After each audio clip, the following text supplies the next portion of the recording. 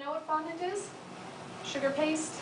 Has everyone had a chance to touch it, feel it, work with it before? So I do actually start with a lot, but then I use less and less as I roll it out. So I'm pressing it a little farther into a disc.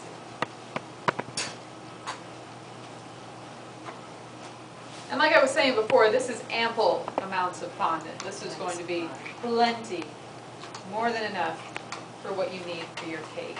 And you may have seen on some of those shows, or maybe even experienced yourself, that it is possible to have the fondant very thick on the cake, and you actually want to try and avoid that.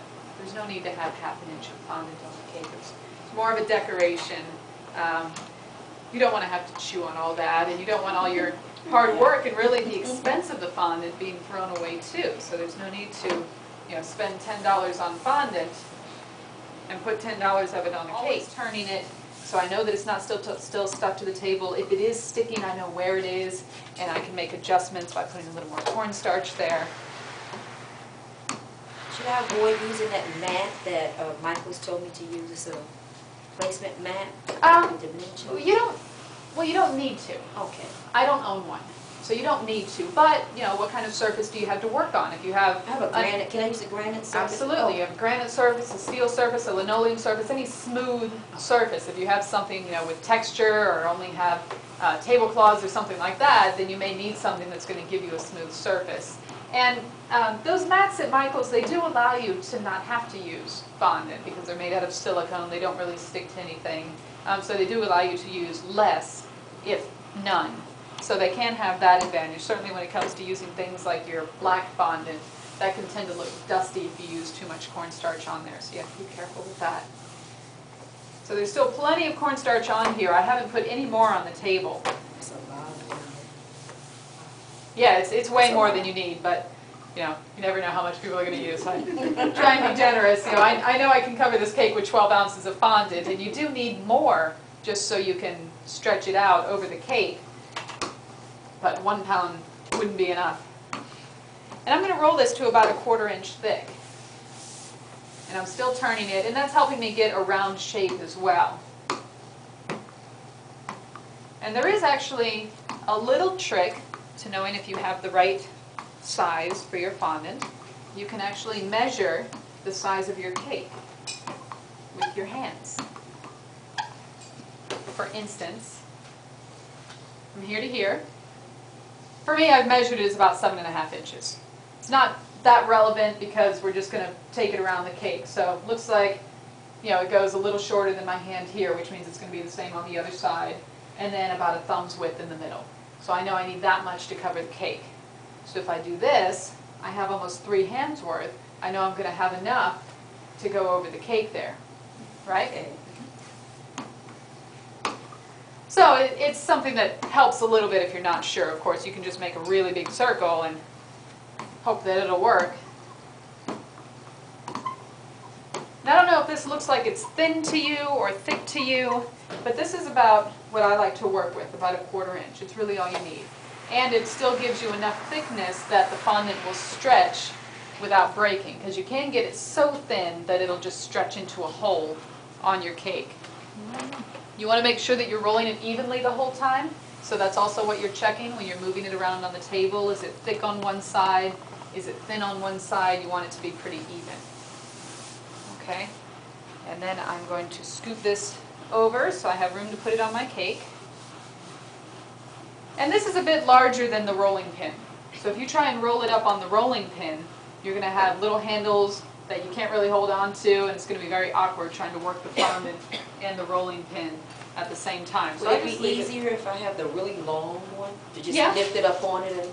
Sure, okay. You could do it like that. One of the techniques is to take the rolling pin and just roll your fondant up on it, and then roll it over. I find that you sometimes can get creases from the fondant laying upon itself with the rolling pin too. And this is a fairly small cake, so I don't really mess with the rolling pin, I just pick it up. But again, your fondant can't stick to the table, okay? So then, and this can be a little tricky, and you want to make sure it's going to be a fairly smooth transition. You want to get your arms under it. You want to keep your fingers away from it. So you're going to be using your palms, your forearms. You put your fingers in there, you're going to get holes in there. So you want to keep those away. Palms and fingers and all this flat stuff here is what you're going to be working with. Then I pick up the edge here, slide my hand underneath, and then I still have a hole where I can get my other hand underneath. And then as a 1, 2, 3, I just pick it up. And I don't even pick it up like all the way, we don't go up here, we just kind of slide it just in front of the cake and lay it on. And then I like to leave it up just for a second so I can make sure that it's smooth on top. Okay? So now you have this big blanket of fondant, and this is where it gets tricky, and it won't always work the first time.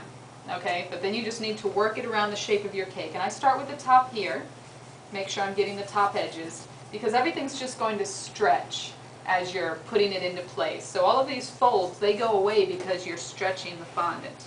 And so I'll sort of push some of it down against the corner. You're being very gentle. You're just kind of coaxing it into place. You're not pushing it because you're going to get fingerprints. You're just kind of moving it up against the cake.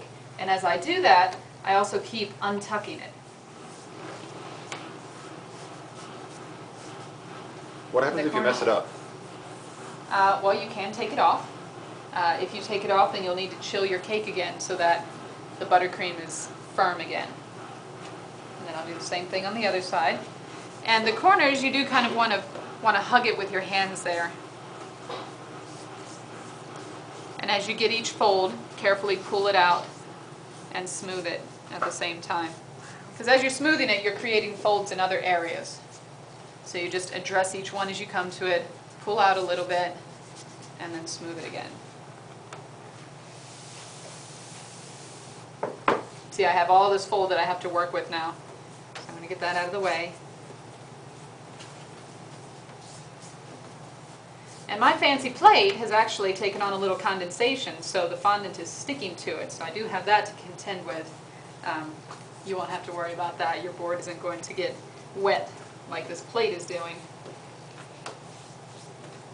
But as it folds, I pull more out, and that allows it to go into place. Otherwise, you end up with that.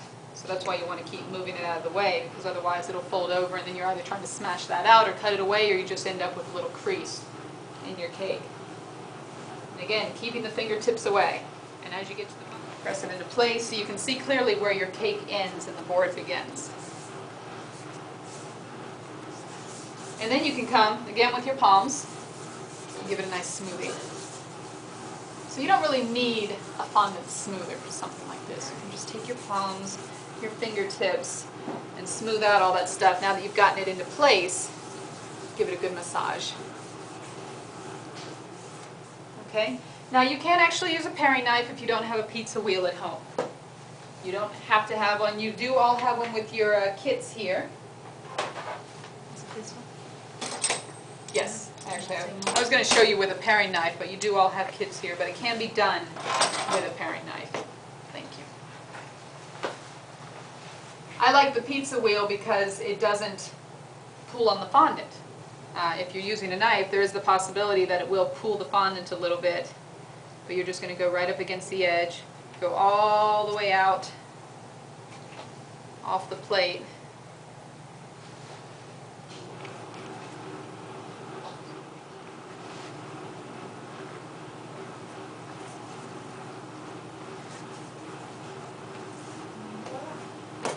Okay, and then you can come in and sort of tuck your corners in.